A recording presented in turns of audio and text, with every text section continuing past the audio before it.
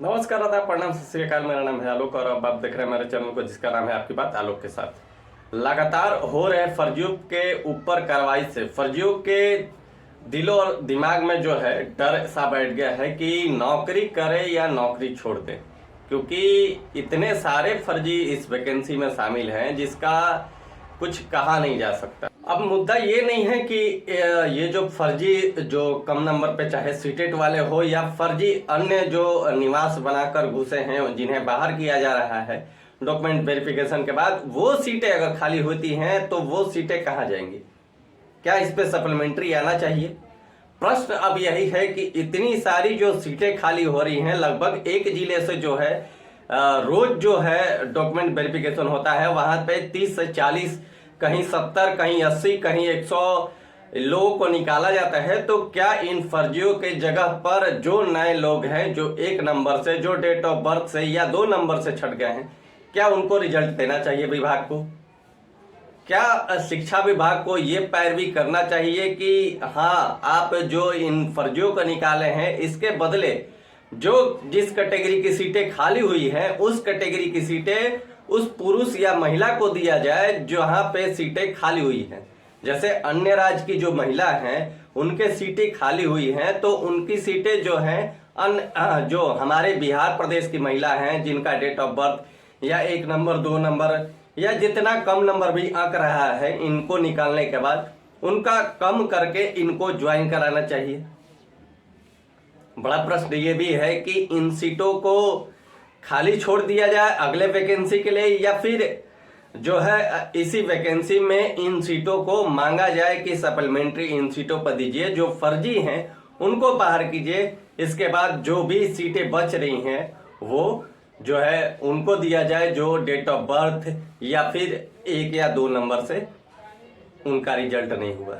क्योंकि बहुत सारी सीटें खाली हुई हैं, आपने हर जिले से लगभग कम से कम रोज प्रत्येक दिन एक लेटर निकलता है, चाहे वो अररिया हो, चाहे वो नालंदा हो, चाहे वो पूर्णिया हो या फिर दरभंगा।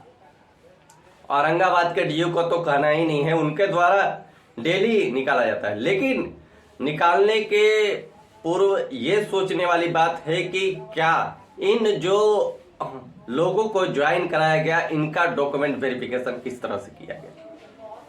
ये एक बड़ा मुद्दा है कि डॉक्यूमेंट वेरिफिकेशन किस तरह से कराया गया, लोगों को किस तरह से रखा गया कि ये कम नंबर वाले 86, 90 से कम नंबर वाले जो हैं उनको शामिल किया वैकेंसी में। क्योंकि ये जो है ये आरक्षण सिर्फ बिहार की महिलाओं के लिए था। नीतीश कुमार जो हैं वो राज्य के मुख्यमंत्री हैं, इसलिए अदर स्टेट को वो नहीं दे सकते हैं आरक्षण। अदर स्टेट को आरक्षण नहीं दे सकते हैं क्योंकि नीतीश कुमार मुख्यमंत्री है। प्रधानमंत्री अगर रहते तो हम मान लेते कि चलिए नीतीश कुमार प्रधानमंत्री हैं तो इसके बदले वो अन्य राज्य के लोगों को भी वैकेंसी में ले सकते हैं, उनको आरक्षण का लाभ दे सकते हैं संशोधन करके। लेकिन वैकेंसी जो है वो बिहार की, और जब वैकेंसी बिहार की है तो इस आरक्षण का लाभ जो है वो भी बिहार के लोग हैं। और इसी का देखते हुए 2 केस हो रहा है इस पर। एक जो है प्रियंका जी का केस जो कि सुप्रीम कोर्ट से रिटर्न होकर हाई कोर्ट में आया है, उसमें भी ये भी केस मांगा जा रहा है कि सप्लीमेंट्री रिजल्ट दिया जाए। ये केस भी सप्लीमेंट्री के लिए ही है। और एक और केस जो है वो आरक्षण का है। जैसे जो लोग निकाले गए हैं या फिर महिलाओं को ज्यादा वैकेंसी में फुल किया गया है, उन सारी सीटों को लेकर एक आरक्षण का भी केस बन रहा है। इसके अलावा दिव्यांग का भी मुद्दा जोड़ा जाएगा कि दिव्यांग का जो आरक्षण है वो बिहार के लोगों के लिए है, तो बिहार के लोगों को ही वो दिव्यांग का आरक्षण मिलना चाहिए। ये सारी मुद्दा जो है उस वैकेंसी में रखी गई हैं। और इस चीज को लेकर आगे भी मुद्दा है वो दिव्यांग के साथ भी इसको तय किया जाए कि आरक्षण का जो लाभ है वो दिव्यांग बिहार के होने चाहिए, यानी बिहार के दिव्यांगों को आरक्षण मिलना चाहिए इस नौकरी में, ना कि अदर स्टेट को।